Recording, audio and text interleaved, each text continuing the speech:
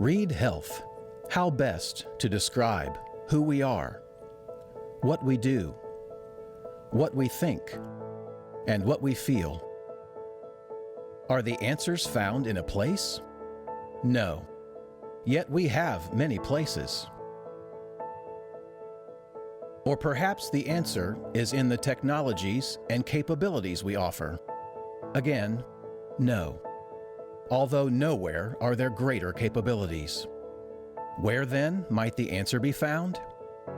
In a way, the answer can be found all around us. That is, in the communities we serve. Because we strive to represent the very best in the world in which we live. Even though the world can be, at times, an imperfect place, we nonetheless endeavor to find what is inspirational and aspirational in our communities and allow those values to truly foster and grow within our walls. For us, that means we focus on one person at a time, delivering dedicated, compassionate, individualized care.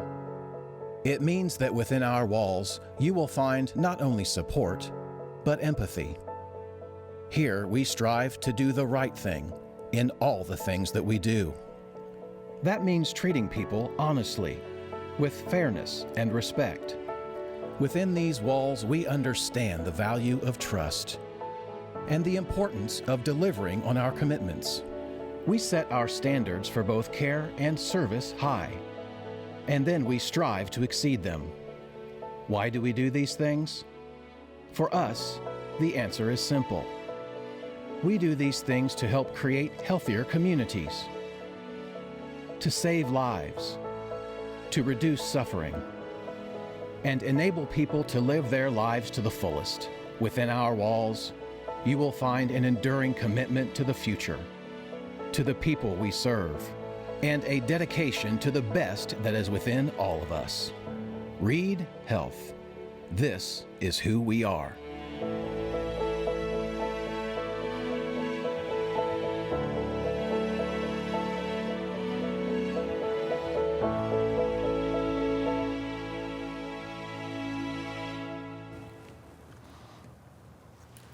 Slightly different way to open In Focus, but it kind of sets up the conversation today. Our guests are all from Reid Health.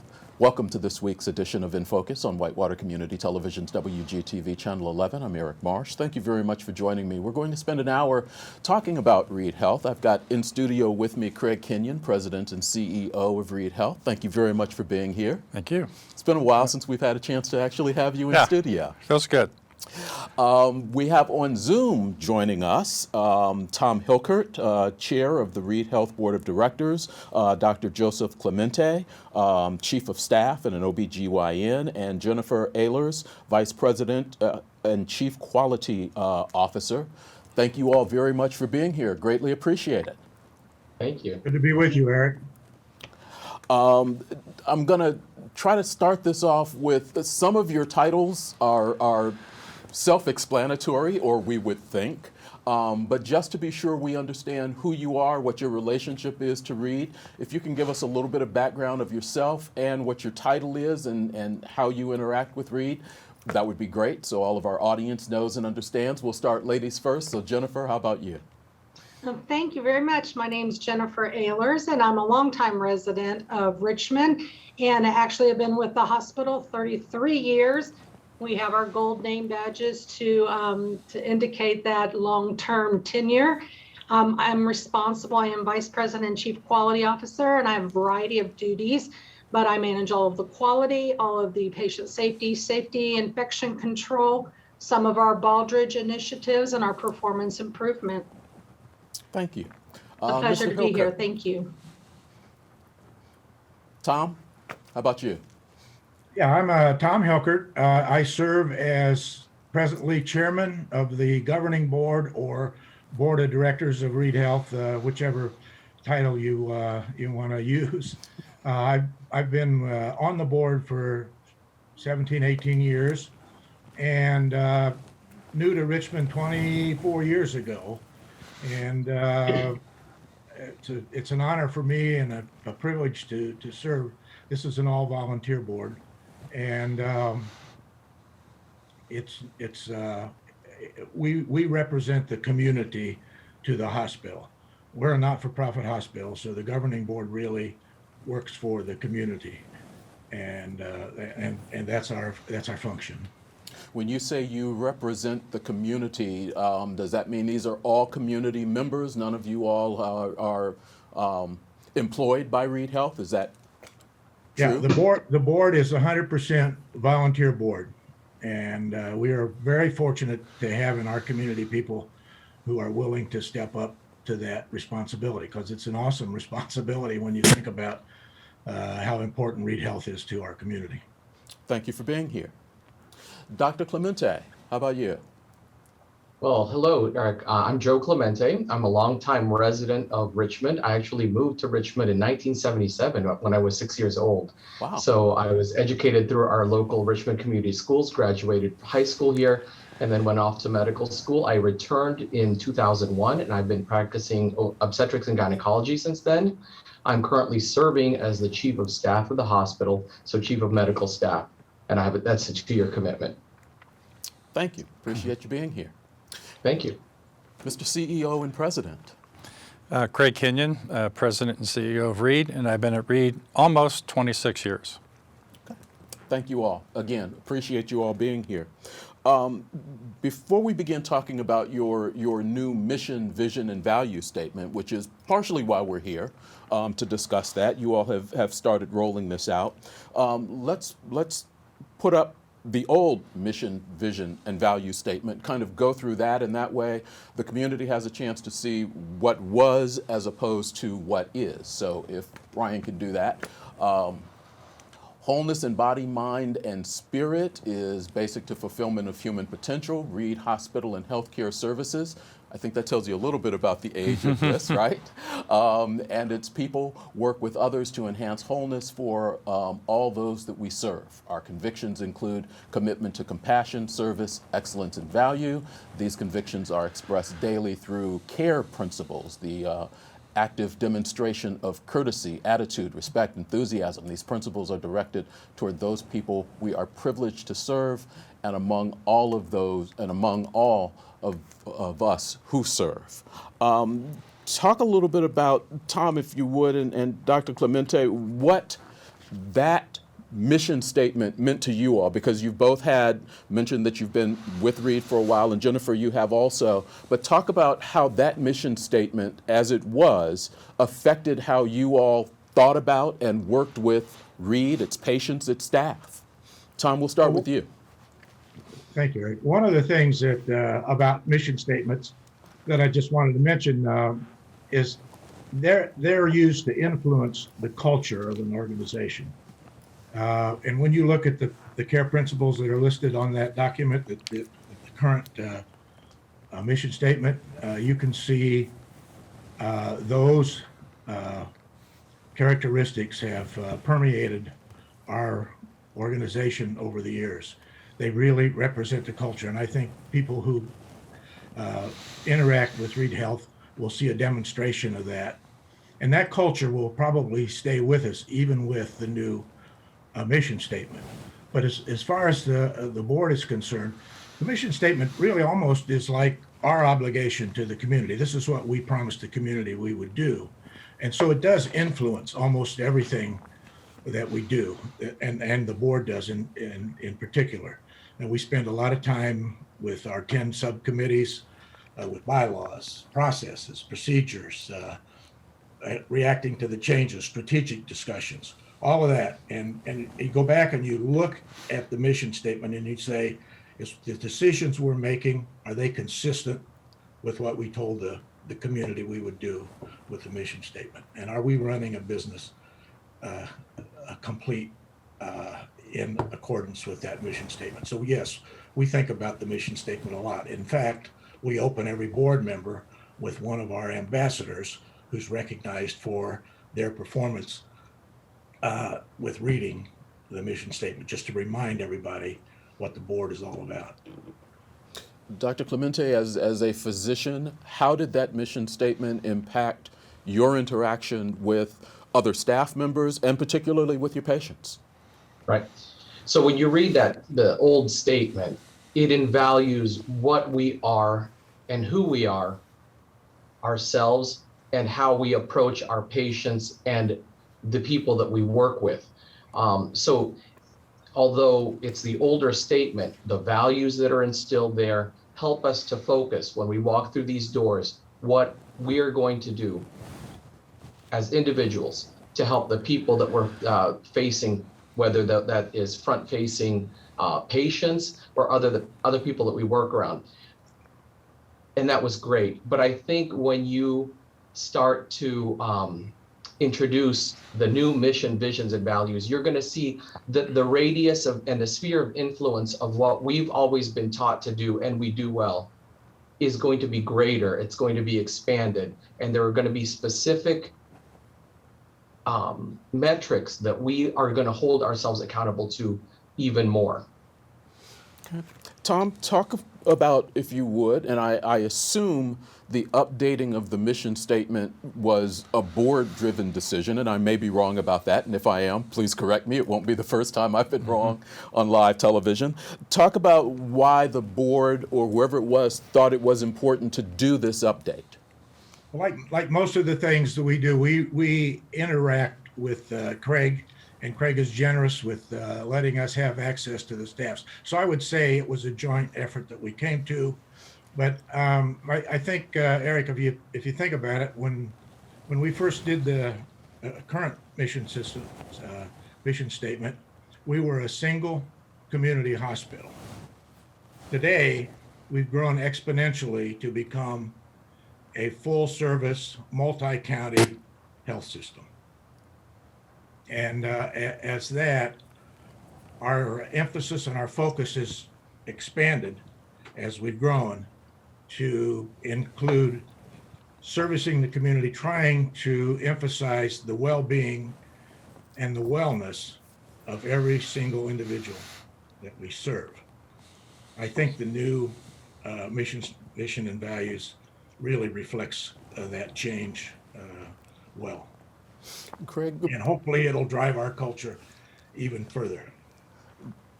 talk about from your standpoint as president and CEO, looking at the older mission statement and needing an update. For you, what was it that said, okay, maybe we need to look at this, we need to change, we need to go forward?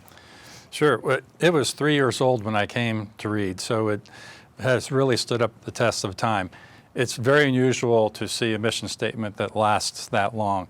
So I would say we were looking at evolution, not revolution. There's so many parts of the previous mission statement that we loved, and we wanted to bring those parts forward into the new mission, vision, values.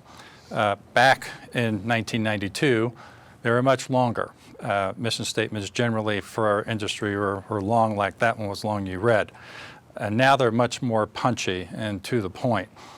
So that is where I think that may reflect viewer readership. You know, they got so many seconds to read things, and you got to be able to get your talk in. So we think that this embodies a great deal of who Reid is now. But when this started, the administrative team got together and we started looking at the Baldrige process. And Jennifer has been a lead on that. She can probably carry a lot of conversation about that.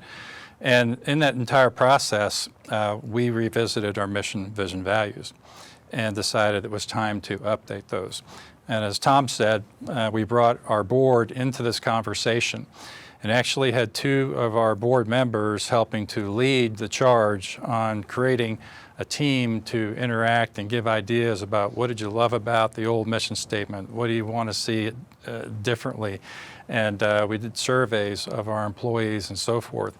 So the administrative team was heavily involved in initiating the process with the board. And the board was heavily involved with leading it and getting it started and getting it down the road quite a bit. So this has been a very good process from the standpoint of how this all came together and really worked well. Jennifer, this is the second time I've heard the term Baldrige project. Before we go any further, I need you to tell me what that is, if you don't mind, because Hopefully, I'm not the only one in the room that doesn't know what it is. So can you talk to us about that? Absolutely can. If you want to Google the Baldrige Framework of Excellence, it is a national program, actually, that was put into place by President Reagan. And it's not just for healthcare, it's for all different sectors, including manufacturing. It has its onus, and manufacturing is where it was brought up. But recently it has expanded to the healthcare sector. And it demonstrates a commitment to excellence in whatever product you are making or what you are delivering to your service area. So we are on a journey. It is a journey, and it is a presidential award, as I said. And if at any point in time, if we were fortunate enough to win a presidential award as the National Baldrige Award, we would be recognized by the President of the United States. Well, good luck with that. Yes. Your chief quality control officer, what is the importance of an organization, particularly as large as Reid has grown into? And Tom mentioned that it was, for those who live in Richmond, at one point the building up the street. Now it's region-wide, multiple counties. How does a mission statement affect an organization that large? And from a quality standpoint, talk about why it's important for you. Well, as I said, I've been here for 33 years, and when I applied to work at Reid Memorial Hospital, we were a hospital. And as you know, a mission statement is supposed to define the fundamental purpose of why an organization exists and what you're there to do. At that time, and with our old mission statement, it was completely excellent for the times we were living in. But as Tom said and Dr. Clemente said, since that time, we've become much more than a hospital. We now have physician offices. We're in a whole bunch of different regions. We have telehealth. We have a whole bunch of different services that we are offering. And I think our new mission statement reflects that. Along with that, it has always been a privilege to serve the people in our community. As we all know, this is our family and friends that live in our community. So we hope to shift our focus to continuing to take care of the sick, but also begin promoting the wellness and well-being of our population. We've lived here a long time, and we know where our population needs some assistance. You're watching In Focus on Whitewater Community Television's WGTV Channel 11. We're speaking with representatives of Reid Health, including Craig Kinyon, President and CEO, Tom Hilkert of the Board of Directors, Board of Governors, Dr. Joseph Clemente, and Jennifer Ehlers. Thank you all very much for being here. Let's start by, and we've heard that these statements are a little bit shorter, but talk a little bit about, Craig, and I'm going to ask you, and I'm not sure whether it's on my sheet or not, but the process of changing that mission statement into 3 separate statements. Why was it important to go from just a mission statement that kind of included everything to mission, vision, values, and break them up? And then we'll go into those 3 things. Sure. I think back in 1992, mission statements were the extent of how the industry was trying to describe what they do and the services they provide, and their outlook on providing care to a community. That migrated in the last several years to breaking it into a mission, a vision, and a values statement. And the vision part is supposed to bring aspiration, inspiring us to be the organization we want to be.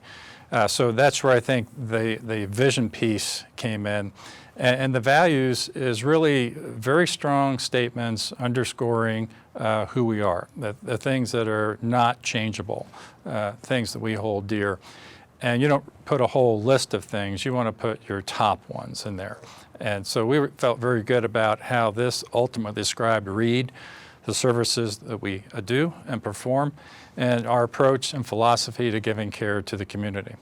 As you all were working through this process over the last year in the midst of a pandemic, did it change your thoughts as you all talked about this, as you all looked at what was happening, how you all were needing to react? Did it change the conversation at all? I'm certain it did. You think there wasn't a pandemic and we sat down and went through this exercise and study.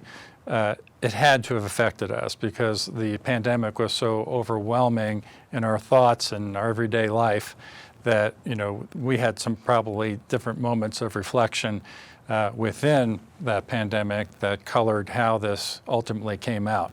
And we were able to really put the time in as well that we needed to. We were meeting a lot anyway with the pandemic and planning. So we probably had more meetings in the last year than I had in the last 25 years before. It was very intense. But with that, this was a good adjunct to that. You're coming through a pandemic and seeing what we felt wouldn't be possible, we were able to do. And there was an empowerment feeling, I think, in many of the staff because at first it was, you know, you felt like you were all thumbs with it and didn't know what to do. And then you got a hold of where your grounding was and how you could drive things. And through that process, I think that became the moment to say, you know, where Baldr's got introduced and we got a discussion about mission, vision, values, it just seemed to flow. What we're going to do is we're going to start by putting the first mission statement up, and then I'm going to ask Tom and Dr. Clemente to talk about that mission statement from your separate views, because obviously one is looking at it as a staff member, as a physician, the other is looking at it as a board member. So let's start with the mission statement. To lead our communities to well-being, one person at a time. Interesting. Tom, we're going to start with you on this. Talk about, from a board standpoint, what this new mission statement means to you, how it got to this point. Well, Eric, as Craig and Jennifer both said, it was a joint venture with the board and the hospital healthcare system staff. And I want to take this opportunity, if I don't get one, to thank Alicia Stewart and Denise Retz for two of the board members who volunteered to work with that and did a super job. But I think we're talking about leading our communities to well-being one person at a time. And the one person at a time is the thing I take from there. Every single individual in our community is important to us, whether they show up at our door or not. And it's our mission to improve the well-being of the communities we serve. And as you may know from some statistics, we're not the healthiest communities in the nation, in the state even. So it is a challenge, but it does recognize that. And so we're going to focus all individually on each person that we can have access to help them improve their well-being, whether it's treatment in our hospital, whether it's our doctors prescribing drugs or care or whatever they need to do. That individual is going to be an individual to us, and we're going to take that seriously. Thank you. Dr. Clemente, from a physician standpoint and a chief of staff standpoint, what does that mission statement say to you, and how does it affect your interaction with your patients in particular? At the core, the provider-patient relationship has always been and always will be one-on-one. And that's important, and it gives a nod to that.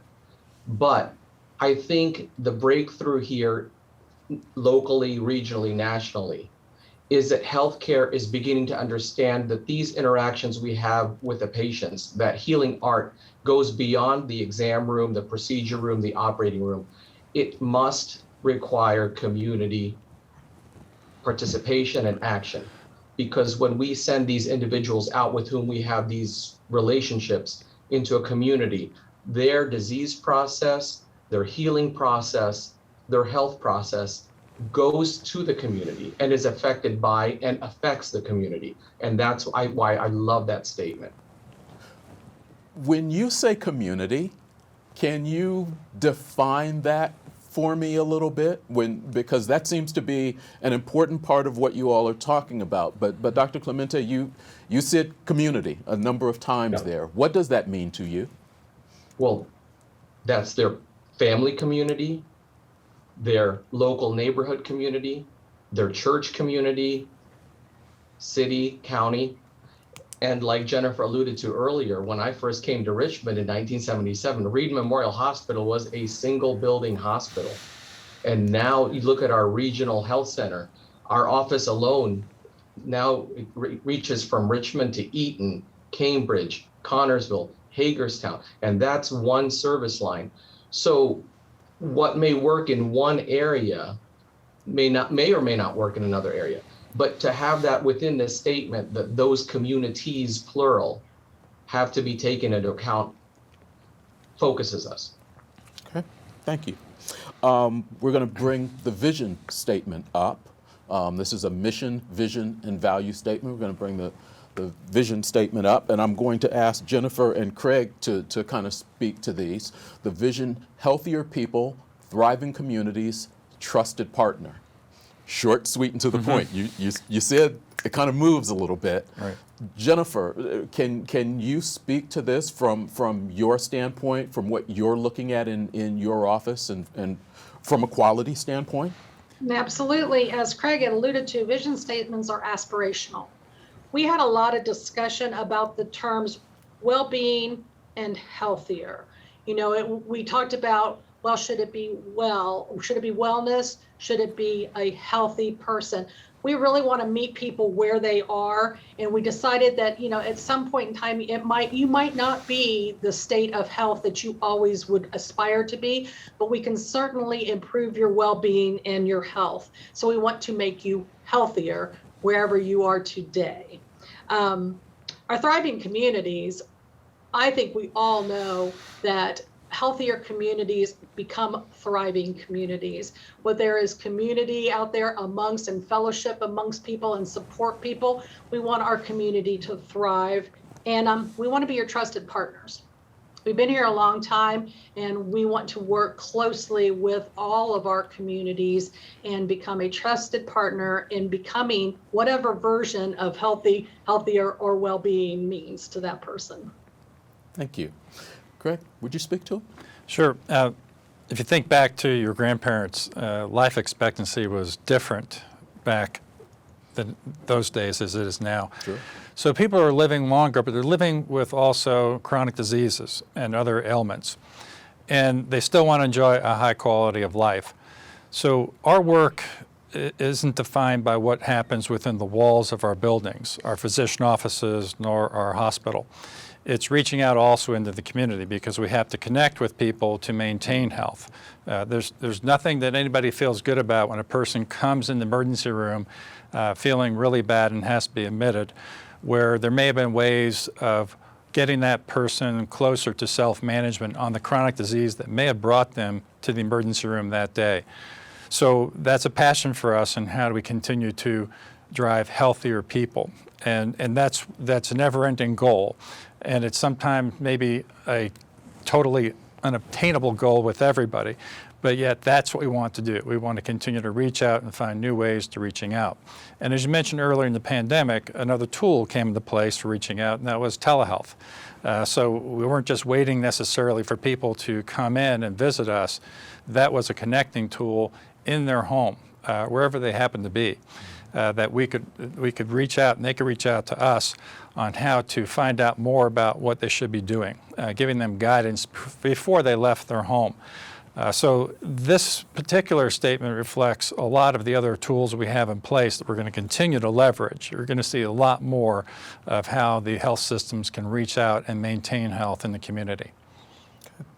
Lastly is a value statement, and I'm going to ask each one of you to speak to this, because when you talk about values, they may mean something a little bit different to everyone. So if we can bring the value statement up, it'll be a short read, I assume. Excellence, empathy, integrity, accountability. 4 words, but they may mean different things to different people. So I'm going to ask each one of you to speak, and once again, Jennifer, we're going to start with you.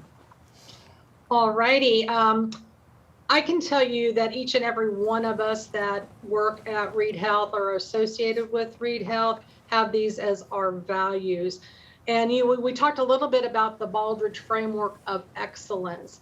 Each and every one of us are daily striving to provide the excellence to our people that we serve. And The values show that we need to do that with empathy, and of course, these important words of integrity and accountability. These words were all chosen with specific meanings in mind. And in order to become a trusted partner, we believe that it is important to also have integrity and accountability associated with our values. Dr. Clemente, how about you? When these words were first brought up at the board meeting and they asked for our opinion, I thought, wow, they hit it off the bat. Why? Because as a physician, we always ascribe to perform our duties under the Hippocratic Oath. And there you have it, the Hippocratic Oath from ancient Greece to now diluted in 4 words. They did an excellent job. Okay. Tom, please. Yeah, I think you mentioned excellence, and that is very easy to understand for every single person. It's an all-encompassing statement, and everybody that is in the Reid organization strives for excellence in what they do. And I might add, they're rewarded for that excellence. They're recognized for it, and they're rewarded for that excellence. You know, we want to have the best physicians, we want to have the best nurses, we want to have the best people that do all the other chores associated with that. And we do it with empathy, as Dr. Clemente said. That's just part of being a healthcare professional, to have empathy. And of course, integrity, you do that without saying. We have to be transparent with everything that we do, and honest with ourselves, and honest with the community that we serve. And of course, along with that goes accountability for that transparency. So yeah, I think it very well reflects what our obligation is to the communities we serve. The accountability piece, I assume, falls pretty close to your desk. Sure. Talk about that statement. Well, I would say, first of all, these 4 words could have easily been 4 times, 50 times, whatever the number is, of words that we felt would describe what we wanted to do and what we wanted to be. But I do like the fact we start with excellence, because excellence is something we always want to continue to get better and better and better. You're never done. And we don't say, well, you should have been here yesterday. We were really good yesterday. You have to bring your A game every single day into healthcare. There's no off time for somebody who's dealing with patients with need. Also, the Baldrige process, we're shooting for top decile, top 10% scoring in everything. So that is where excellence comes in. The other word I liked was empathy, because empathy was sort of an import from our body, mind, and spirit. It does pick up the mind and spirit. How you're ministering to patients and families as they're going through tough times. You know, we don't find people coming to the health system that generally have, nothing going on in their life. There's a lot going on, and they need help, and they need people that care about them and what their outcomes are, and comforting them and their family at that time when they need to have that comfort. So empathy is a big word. Integrity, when you have integrity, you can build trust. If you don't have integrity, you can't build trust. You got to say what you're going to do what you're going to say. And you got to be able to stick to that and hold your position on doing the right thing. So integrity is another really strong word. And accountability, the buck stops here. You have to take that approach because people need answers, and they want to get to the bottom of things, and they need help, and they need to work through to find solutions. So if they're not successful in getting that, sometimes that comes ultimately to me or others on the administrative team. And our goal is to make sure we don't hesitate to jump in to rectify those issues and get them done. So accountability is a big word that applies to every single team member at Reid. Talk about, for a minute, if you would, why it's important that you all get this message out to the community. Yourself, Tom Hilkert, Dr. Clemente, our guests all this month on Reid Beside You, a show that airs Thursday evenings on WCTV. Sherry Harlan Davis is the host of that program. There was a press release that hit my computer the other day talking about this. There was a Palladium item article. So you all have really kind of made your rounds trying to make sure that the community hears that this change has taken place. Can you talk a little bit about why it's so important that the community know and understand this? Yeah, a key word would be clarity. If we're not telling our story, who else will? And we'll make sure that we're telling our story exactly the way we feel it needs to be told and represents who we are and what we want to be. So for getting that message out, we'll make sure that there's not any ambiguity, misunderstanding. What do they mean by that? That's not clear. So we're trying to say it in multiple different ways so you can get the full depth and breadth of the message. So different ways of saying the same thing usually get people back to the core of what you really intended to say. So getting in front of that message was critical. So the timing of the release of the mission, vision, values was ultimately set after everything else was staged that we wanted to release to get this story out, including the video. Okay. Craig Kinyon is going to stay with us for the remainder of the program, but before I let Jennifer and Tom and Dr. Clemente go, I'm going to give each one of them a chance to say what they want to say. Maybe there wasn't a question that I asked them, or maybe there's an opinion or a feeling that they want to express. So Jennifer, is there anything that you want to add that I didn't ask you or that you didn't get to speak to? I think I just want to send the message that the Reid organization truly is all about service. We use our organization, our family members use our organization. We need the community's help. They are now a part of our mission and our vision and values. We need our community's help to reach the level of excellence that we deserve over here. No one said that a hospital in Eastern Indiana couldn't be the best hospital in the nation, and that's what we're going for. Thank you. Mr. Hilkert. Yes, I think, Eric, thank you for doing this and helping us get the word out. I think when you look at our vision, we want to be a trusted partner of every single individual in our communities. And we want them to know that that's what we want to do. And we want to take them wherever they are in their health situation and help them be healthier. Whether it's advising them, whether it's performing surgery, whether it's giving chemotherapy, whatever treatment they need, we want to be their partner and take them through that when they're in the hospital and when they're not. And I think that trusted partner thing sticks out to me all the time, and I just wanted to emphasize that. Dr. Clemente. Historically, Daniel Reid gave us a strong mandate to take care of the community, take care of each other. We've done that well. We're going to carry the torch forward and continue to do it well. Okay. Dr. Clemente, thank you. Mr. Hilkert. Thank you. Tom, thank you very much. Jennifer, I appreciate you all being here. Thank you very much for spending some time on In Focus with us this week. Our pleasure. Thank you. We're going to take a short break. Sure. We'll be back in just a moment with more In Focus on Whitewater Community Television's WGTV Channel 11.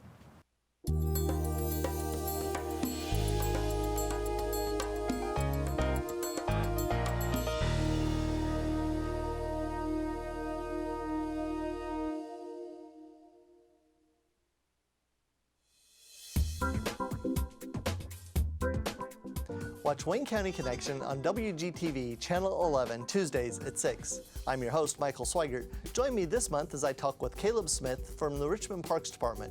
He's going to talk about the farmers market and getting involved with parks in Wayne County. A lot of great opportunities. We're really trying to build on that connectivity, getting more. Watch Wayne County Connection on WGTV Channel 11 Tuesdays at 6. I'm willing to take the shot.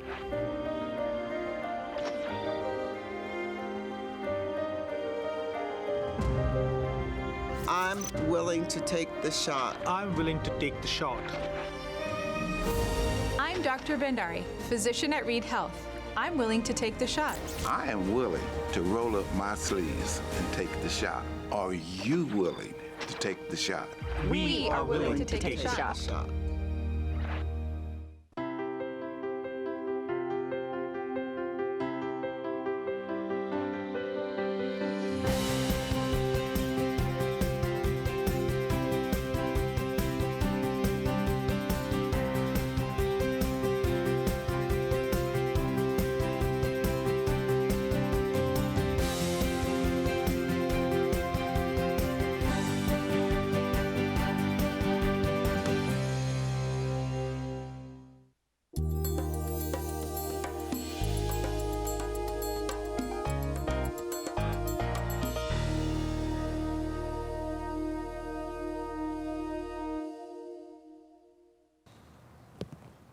Thanks for staying with us on In Focus on Whitewater Community Television's WGTV Channel 11. If you're watching us now on Thursday evening, or if you're maybe listening to the audio of this on G1013 and their sister station, 100.9 and 1490 WKBV, ESPN Radio. They play that Sunday mornings at 6 a.m. Maybe you're working out and listening to this. However it is you're seeing or hearing this, we appreciate you being with us. We've got Craig Kinyon, President and CEO of Reid Health, staying with us for the last few minutes of the show. Just wanted to get a couple of additional questions in, moving a little bit beyond the mission, vision, and value statement. I said I haven't had a chance to have you in studio for a while. Talk to us a little bit about this past year, your staff, their mental well-being, how they came through this. There were some incredibly rough weeks at Reid Health, where your numbers were large. You were taking Lingle Auditorium and Lingle Hall and planning to put patients in there. Talk about some of the movement and how you all came through this. Sure. So the start of this obviously came very quickly into focus, and then there were a lot of questions. And the questions just were endless in the beginning. And we also, at the same time, we're trying to get answers to our questions. We're also figuring out how to prepare for an unknown, a completely unknown and specifically unknown disease and process, and thinking through what are the things we need, do we have enough in stock? So you're immediately identifying how many ventilators do you have? What are our stocks of personal protective equipment? What about our medications? What if we have thousands of people that need to be hospitalized? What are all of the back doors we have? Those conversations included state and representatives from the state and National Guard who were on the phone with us from various times, talking about being prepared to manage the east side of the state. And with that, we started working with others around us to find out where, if we needed to, we could put individuals and overflow type care. So we had all these things going on, and then there was a huge shortage of test kits. So the test kits were from overseas. If they came over in a normal period, would not have qualified for FDA approval, but because they were the only thing we had, they came in. They were not very specific, accurate tests, about a 70% sensitivity to them. So if you tested negative, you might have really been positive. So sometimes we had to do double testing. And we didn't have enough kits to do that. The kits were being, at that time, as you may recall, allocated to large urban areas. New York City, Chicago, LA. We just weren't on the top of the list for those. So test kits were being rationed. PPE was being rationed. Fortunately for us, we had some stores of PPE back from the Ebola crisis several years ago, and we were able to open those up and make sure everybody was protected at the right level. So getting the staff protected is key, because if we can't protect the staff, we can't protect the patients. So staff protection is a number one issue. So that was a goal in the first several weeks, and an ongoing issue to make sure we're maintaining adequate supplies and stores. Seeking information from our national associations, our state associations, our vendors, trying to get feels on what their delivery times would be for certain key pieces of equipment, trying to get ventilators just in case we didn't have enough, and making sure we had access to those. Special medications that suddenly were being used for certain trials of therapeutic medications were then becoming a shortage, and of course keeping an eye on the PPE. Talk about you and the business of healthcare, which is a business. Yeah. Have you changed through this your thought about the business of healthcare and how healthcare is delivered to people equally or not? Sure. Well, I think we've always had to have an adaptable model. You just can't just stay static down the middle of the road and keep going straight and not change anything. So we've always had to roll with the punches, so to speak, whether that is regulatory issues, reimbursement issues, changes in new literature on care. We're constantly reviewing, changing, and so forth. So for us, this was that on steroids, just more preparedness, more adapting, more thinking, more planning, and around the table there are great minds that are coming together to do that. So a lot of this was really same drill, just much more intense and much more rapid, with a whole new set of opportunities and issues coming in. So then you get into how do we reach out to the people that need care? And are people that need care feeling comfortable coming in?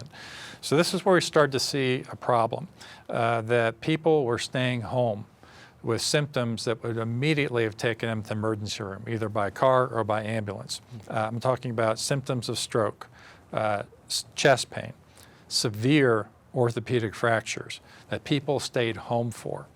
And we realized that fear was such a driving force that you could have these ailments, and because of fear of the unknown, fear that maybe going to Reid, you might run into somebody who has this disease and it could endanger your life, that they stayed home with these other life-endangering issues.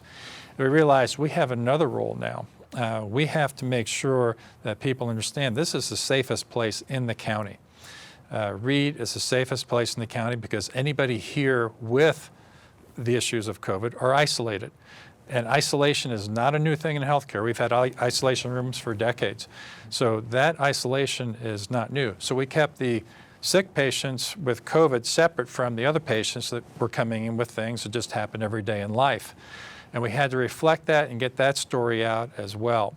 We also need to make sure people coming in were safe, and the door screeners and setting up and giving people masks and hand sanitizing and so forth. Limiting the number of people coming into the building. The ability to meter down some of the traffic allows us to keep safe pathways for people coming in.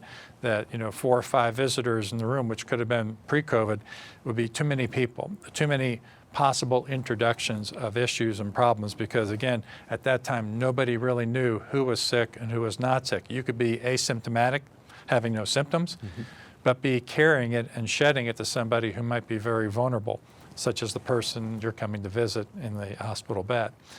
So this was a very interesting time of getting into more of what I would call medical science and having our physicians around the table to talk through these issues and manage these issues from a medical science perspective.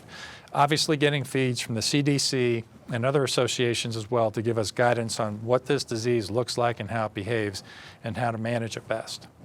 If you look closely, you've seen that even during the pandemic, Reid Health has been able to continue to move, continue to build, continue to add. The kinder care that opened up, something that you had mentioned to me, I don't know, a year and a half, 2 years ago.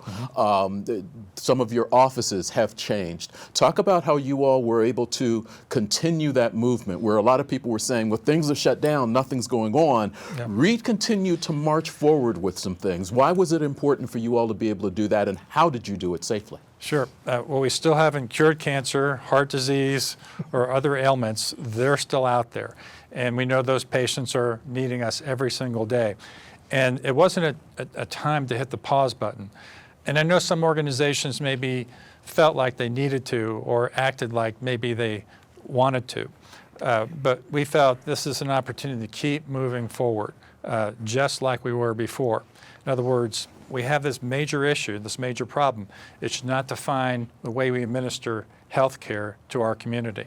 We have to address it, we have to deal with it, but we also need to move the organization forward. There's a lot of things that we have that we like to do. We have high goals and high aspirations, and sitting on the sidelines and taking a year out was not part of the deal. Recruitment's always rough in the healthcare business. How has what you all have been able to do during this past year helped or hurt in that recruitment process for doctors, nurses, technicians? Sure. We actually had some very successful recruits in the physician community. And I think certain people saw this as either it was a good chance to go out and see what else is out there, or maybe there was a situation where they were involved with in their health system that was further cementing their decision to look elsewhere.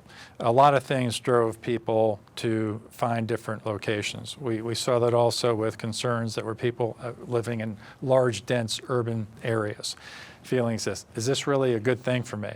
This has now made me more aware of other issues and problems, so I'm revisiting my choice of geography. And I think the physicians probably were a reflection of that as well. So we had a very good, successful recruitment during a pandemic, which was not necessarily a given. We weren't sure how that was going to work. I know people were afraid to travel. We did do a lot of things through Teams or Zoom remotely, and did interviews that way as well. Which is a tool you need to do as a practical reality of what the situation is that you're in.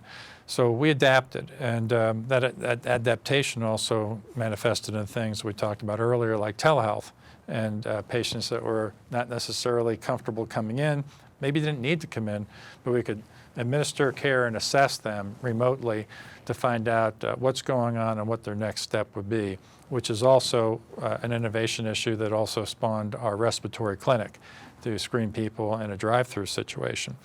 So it was an interesting set of months where all of this innovative thought started to percolate on how we're going to get around this. So it's sort of like, what do they call those, escape room type things, that we're in the boardroom trying to figure out, all the things that are going on around us, what tools do we have, and how we're going to manage through this. And at one point, we were meeting 3 times a day, every day, sometimes on Saturday.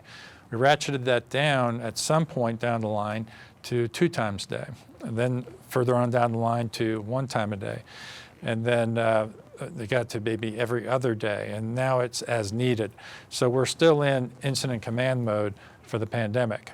And until we see that that's lifted and the emergency orders are lifted, we'll still remain that way, because we're always worried about some sort of resurgence and still remaining ready and on our game and knowing where all of our touch points are. How do you do that? Right now, the governor has extended the health emergency for another 30 days, but you're starting to hear Florida, New York, Connecticut, some states are beginning to bring their mandates down, get rid of them, allowing businesses to open up 100%. Mask mandates are beginning to go away. Is there a concern in the healthcare industry, particularly even here, that with only about 35% of the population deciding to get vaccinated at this point, things beginning to open up, that you all could end up in a couple of months where you were a few months back? Sure. Our main goal is to get needles into arms for the people that want the vaccine as soon as possible.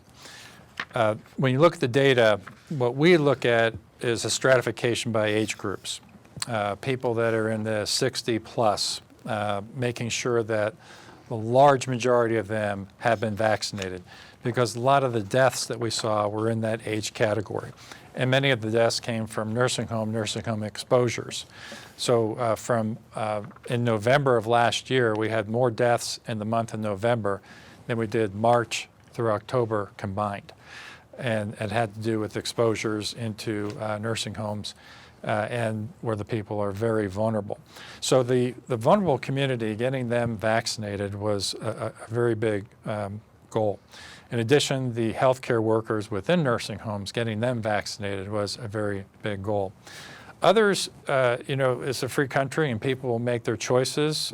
You try to get the best information in front of them and then determine what risks they want to take. And sometimes people are saying, I'm healthy. I may have fears or concerns about what I heard about the vaccine. I'm not sure what's true, what's not true.